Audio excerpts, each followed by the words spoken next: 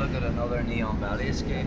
So last time we looked at how we can bring our hand over the foot and use that to off balance. Then we had a turning away method.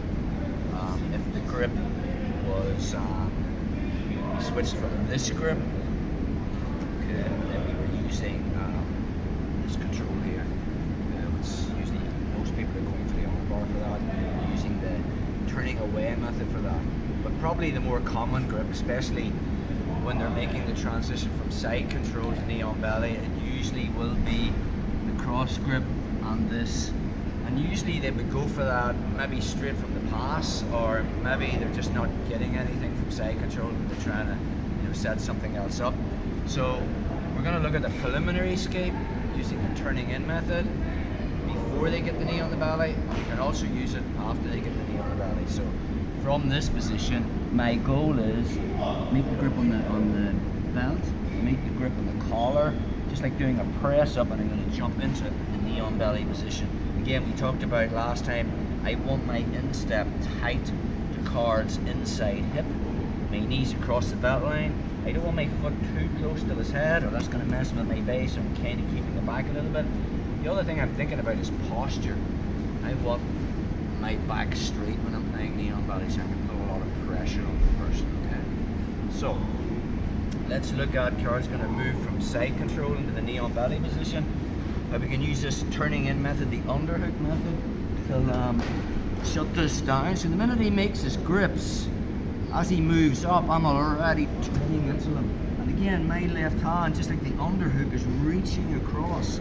And I want my forearm kind of going towards his knee a little bit from here.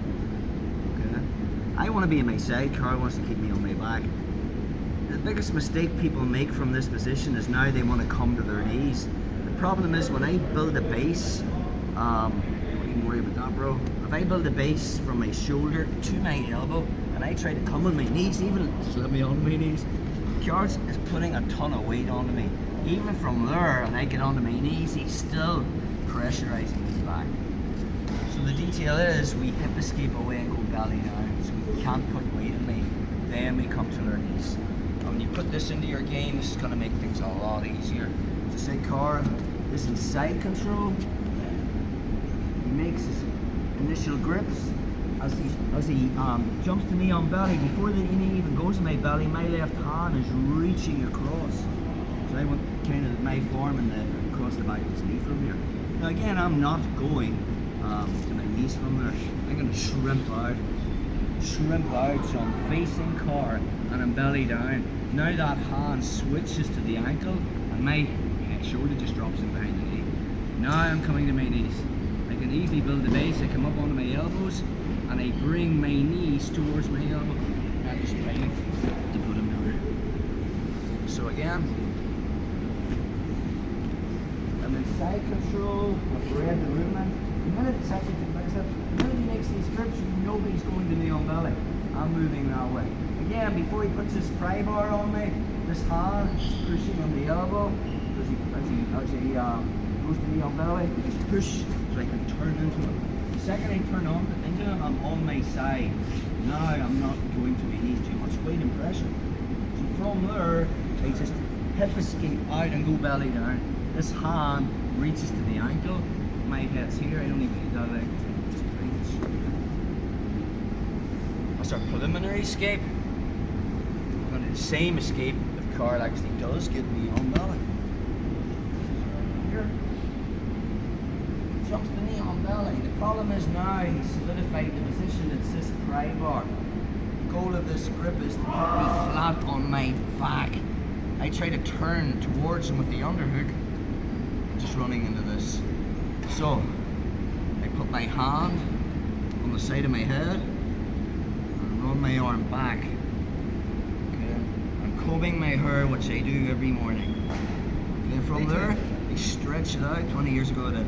And now I have a free space to turn inside. Same thing again. Okay? If Carl's foot's on the mat, I hip escape back, find the ankle. Now I'm coming to my knees. You can't put weight on me.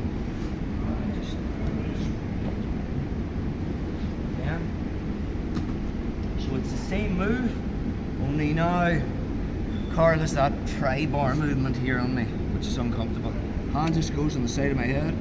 As I reach back with my hand, my head loops underneath. Now my head can move this way. So this hand's just turning. I'm not bridging, I'm just turning this way, removing the profile of his shin here. Okay? Again, he's looking to put weight on me, so now I just go belly down here. Now I come to my knees. Straight down. That hand is monitoring the space. Again, from that position. When I'm here, I get my head on the inside, and I just turn. This underhook, we talked about how early in the mesocycle how important this underhook is. It monitors the space from Cara's right hip all the way down to this ankle. Okay? No matter where he tries to bring his knee, if he tries to bring it across my belly again, I'm just stretching my arm. Okay? Now, if he's on his foot, I'm going to do this move. And most people, when you redirect their knee on belly, they will stay on the foot. So now it's a shrimp. I go belly down, his foot's still on the mat, and again I make the grip on the ankle and I get my head below the knee. I come to my knees, put them down. We'll get people, when you do this move, will drop to their knee. If that's the case, you don't want to go down the rabbit hole, but you're in the least half guard. So again, here, get my head on the inside.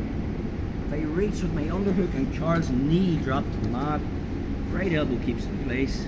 I win the underhook. There's the two.